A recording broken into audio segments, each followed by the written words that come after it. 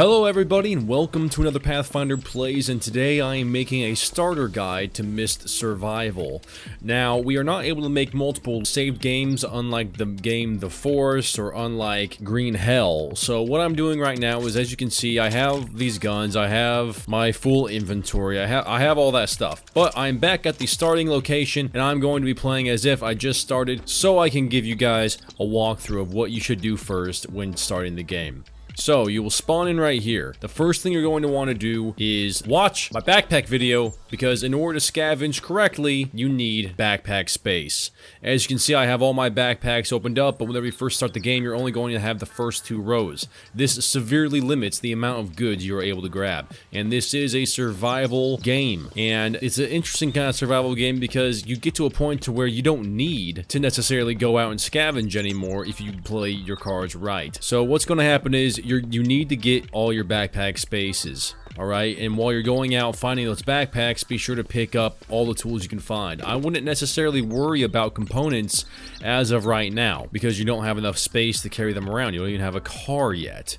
So focus on finding your tools, building equipment, and the backpacks. And once you start getting those backpacks, then you can start picking up various parts like components and scraps and things like that. Now, once you find a good amount of backpacks, I would recommend you find a safe location to stay and store those stuff. And the place I'm going to show you is not where I'm currently housed. However, it is a good starting place. So as a starting reference, here we are. We are at the motel, and how you're going to get to this place is simple. You're going to go down, you're going to pass the log cabin, and on your left-hand side, down this dirt path, there's going to be a white house. You're going to take this right, and right over here, as you guys can see through the woods, is a white house. So this place is fantastic because it has a few things. Number one, it has a car that you can fix up. Number two, you can actually make this entire home your base camp.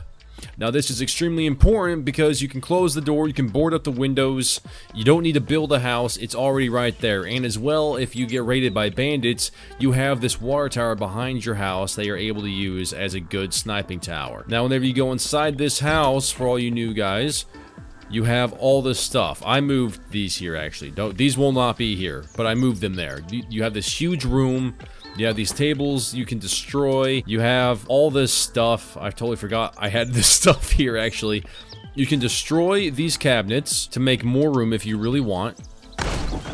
And even upstairs, you have multiple bedrooms. And this place comes with a bed and other rooms for storage. So this place is great. This place is really, really awesome. Now then, once you actually get your tools, your backpacks, which like I said before, I covered in a previous video in depth, and you actually get to this safe location where you can store your supplies, you need to start looking for car components. Now, once you get your car components, you're going to go over here and you need to put them in the hood like this. All the fun begins once you actually have this car. This right here is a two birds, one stone situation. You got your safe house and you have a car. So once you get this car, it's time to go to prime looting locations, guys. And the prime looting location I'm talking about is going to be the residential area, which I'll show you, and it's also going to be the downtown area, which I will also show you. So to get to the residential area, simply follow this road all the way down, and you're going to come across a roadblock.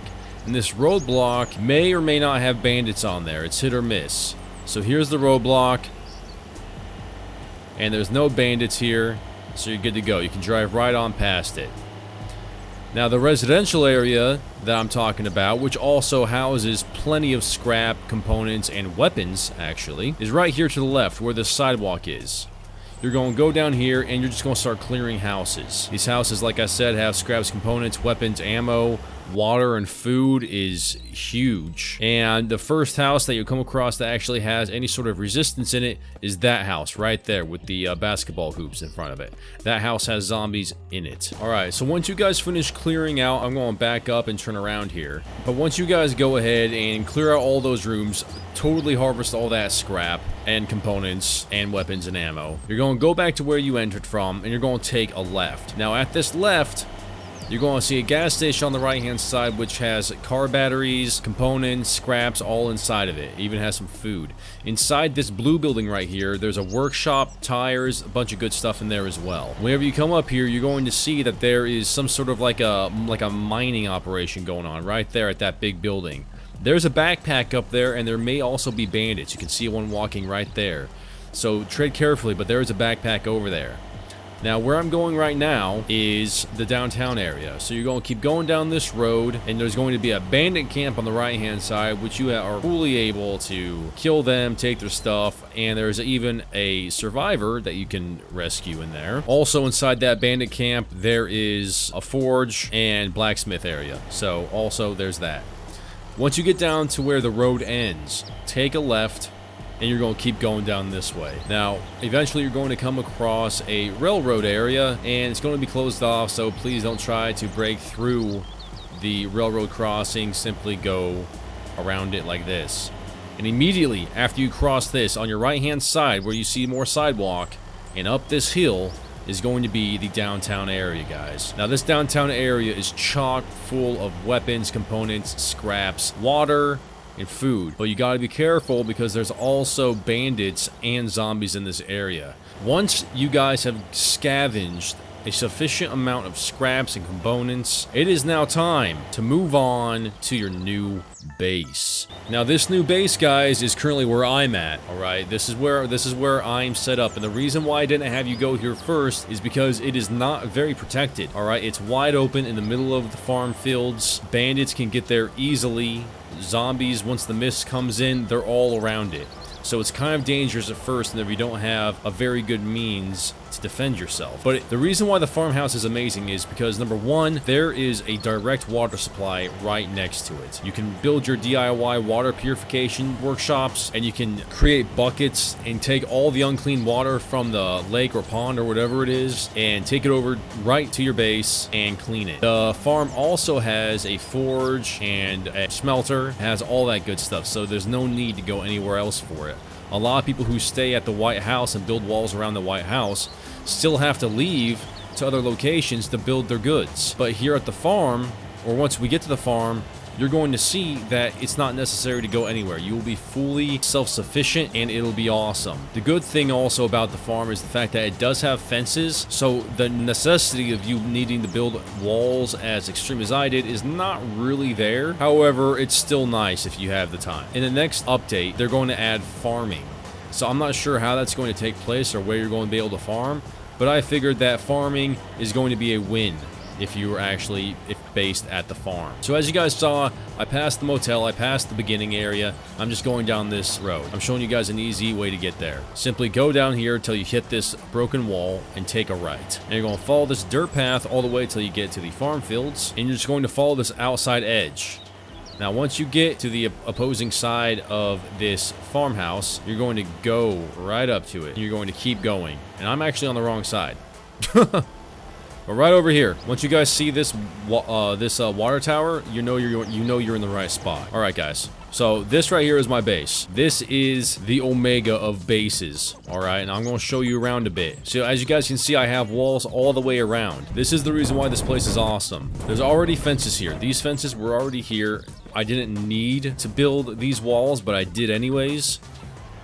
Now, the water that I was talking about, guys, is right over here. You have this entire area right here to get water from. Now, once you're inside your base, as you guys can see, I have lights for night. You can build your own saw table. All this stuff can be right here. In order to make it your own, just simply build a small camp or something in here. It doesn't have to be this. You can simply build a temporary shelter. It'll do the same exact thing. You can move all your storage containers in here, your bed, all of it. But the thing that makes it special, obviously, is the sustainability. You have the water over there across the wall, and it comes with a forge and a smelter. As you guys can see, once you have everything secured and at your disposal, you can customize it the way you want. I have my drying racks right here. I have my log storage right there. I have my water barrels right there. My water purifiers are going at it with the material storage right there. You have your drying racks for your meats. You have your cooking area. You have your eating area. You have walls everywhere. You have your recycling bin for empty bottles and whatnot. Storage and living area. It's all here. This place is the most sustainable place in the entire game, hands down. Hands down. You have a sniper tower, essentially, the water tower. You have all these walls that you can climb on once you guys build it. And once you guys get to this point in the game, right? And I know this was a short video, and I know that it seems like a real simplistic video, but it's true. Once you guys get to this point in the game, all you have to do until the game continues to develop and progress is sustain yourself. Go kill the bears, go kill the zombies, go kill the bandits, find ammo, find water, build up your supplies of meat, build up your supplies of water, build up your supplies of scraps, components, and tools, and all that stuff, because this game is going to get really big, and you're not going to want to be left behind. Alright guys, this was the video, and just to recap for everybody, quick conclusion. Immediately, once you spawn in, go to the White House, and make it your home. Once you get that place as your home, and you spawn there every time you die, immediately begin to look for the backpacks. Once again, I have that video in my Mist Survival playlist. Watch it. It shows you where all of them are. And once you find all your backpacks, begin building storage containers and finding scrap and finding car parts. Once you find those car parts, fix the car outside the White House and go to the prime loot locations like the downtown area and the residential area. And once you start getting more and more scrap, immediately begin moving over to this farm area and building up security. Before I built any walls, I built those 2 doors right there in front of the barn. That was enough to keep me safe while I build up my storage units and cut down the trees and began my walls. And once you actually get over here to the farm, you have all your storage and everything built up. You have your tools, you have your scraps, materials, everything. Begin to organize, build up your walls, build up your security, get your followers, and simply farm zombies, wood, chicken, and water in preparation for the upcoming patches and content additions to the game. That's it, guys. That's essentially all it is. I hope you guys enjoyed this video, this starting guide video. And if you did, hit that like button, hit that subscribe button, and I will see you guys in the next one. Pathfinder out.